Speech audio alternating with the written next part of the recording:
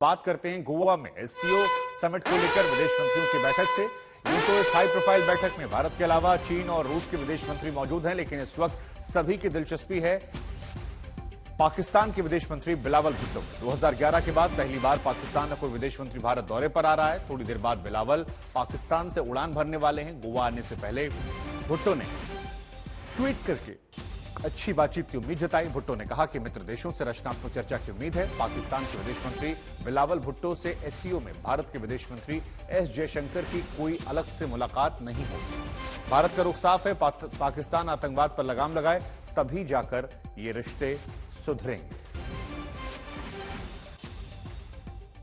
आज मैं गोवा भारत जा रहा हूं, जहां मैं पाकिस्तान का डेलीगेशन को क़यादत कर रहा हूं to attend the Shanghai cooperation organisations council of foreign ministers. मेरा जाना ये वाज़ेह पैगाम भेजता है कि पाकिस्तान कितना अहमियत ये एससीओ को देता है और कितना सीरियसली अपना मेंबरशिप को भी लेता है। I am looking forward to engaging bilaterally उन ममालिक के साथ जो इस ऑर्गेनाइजेशन का हिस्सा है।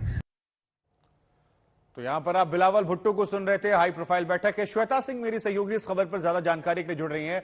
श्वेता, 2011 के बाद पहली बार पाकिस्तान का कोई विदेश मंत्री भारत दौरे पर आ रहा है। बिलावल तो एक्साइटेड हैं, वीडियो भी डाला, यह भी कहा कि भारत से अच्छी बातचीत की उम्मीद कर रहे हैं, लेकिन क्या प्रोग्राम यहां पर है और क्या बिलावल की कहीं से ऑफ द रिकॉर्ड या रिकॉर्ड भारत के विदेश मंत्री से या कोई बेहतर रिश्तों को लेकर बातचीत हो सकती है?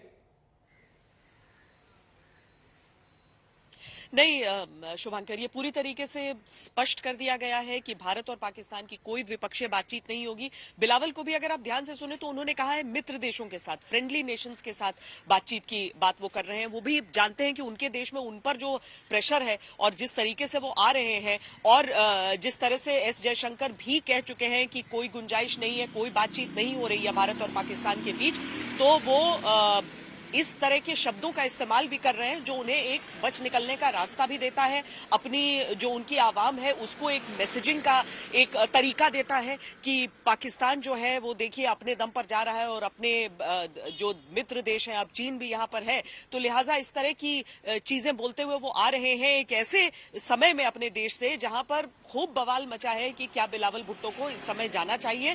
और दूसरी चीज ये भी कि बिलावल भुट्टो की क्रेडेंशियल्स पर, उनकी काबिलियत पर सवाल उठाया जा रहा है और ये कहा जा रहा है कि वो एक इंटर्न रहे हैं अपनी डेप्यूटी के, जो कि इस समय हिना रब्बानी खार है, उनके इंटर्न की हैसियत रखते हैं। तो क्या उनके पास वो काबिलियत है कि वो भारत आकर कूटनीतिक विषयों पर पाकिस्तान की बात को रख सकते हैं?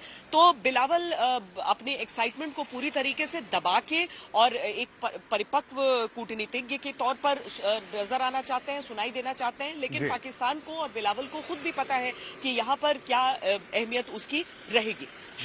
हालांकि ये वही बिलावल हैं जिन्होंने प्रधानमंत्री के खिलाफ कई तरह के बातों का इस्तेमाल किया था और कई तरह से सबक सिखाने की बात की थी। लेकिन श्वेता, एससीओ में और क्या खास रहने वाला है? अगर हमारे दर्शक समझना चाहें आसान शब्दों में कि इस बैठक में क्या क्या चीजें हैं जिन पर नजर रखनी चाहिए या क्या जानकारियां वहां से आ सकती हैं, तो क्या आप उन्हें समझाएंगे?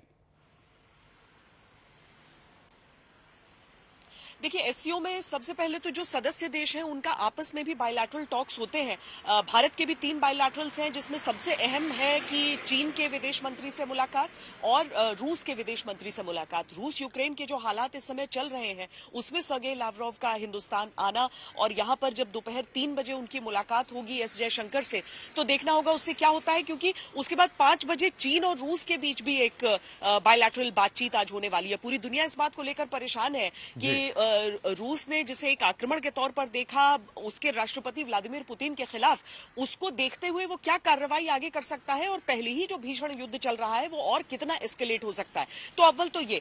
दूसरी चीज, जब जो चाइनीज फॉरेन मिनिस्टर हैं उनसे मुलाकात होगी एस जयशंकर की, तो उसमें भी कई चीजें बहुत धीरे धीरे चीन के साथ बात आगे बढ़ती है, लेकिन वो धीरे धीरे बढ़ना भी जरूरी है। हालांकि 2 महीने पहले भी लगभग जब G20 के विदेश मंत्रियों की बैठक हुई थी तो इन दोनों से ही, रूस के विदेश मंत्री और चीन के विदेश मंत्री दोनों से बातचीत हुई थी। इस लिहाज से अगर देखें कि लगभग 1 महीने का ही समय बचा है अब, जो कि एससीओ समिट होगा शुभांकर, तो जो खाका तैयार किया जा रहा है, जब सारे देशों के अगुवा यहां पर पहुंचेंगे, जब सबके राष्ट्राध्यक्ष यहां पर पहुंचेंगे मुलाकात के लिए, तो उस समय के लिए भी ये जो बैठकें जो 2 दिन के लिए, जिसमें बायलैटरल्स भी शामिल हैं और एससीओ के सभी सदस्य देशों के विदेश मंत्रियों का एक साथ मंथन भी शामिल है, तो उस लिहाज से भी ये अहम हो जाता है। हाँ, एक बात जरूर है, जब ऑफ द रिकॉर्ड ब्रीफिंग यहां पर चल रही थी और उसमें ये जानना चाहा हमने कि क्या आतंक का मुद्दा भी यहां पर डिस्कस होगा, क्योंकि 3 बिंदुओं पर एससीओ आधारित रहता है, जिसका पूर्ण मकसद होता है सुरक्षा। पहला चरमपंथ, आतंकवाद और अलगाववाद, इन तीनों मामलों में पाकिस्तान का नाम सीधे तौर पर सबके जहन में आता है, पर आतंकवाद का जिक्र तो होगा, उसकी चर्चा तो होगी, लेकिन इस तरह से चिन्हित करके शायद कोई चर्चा न हो, यह बात कही गई। जी, ठीक है।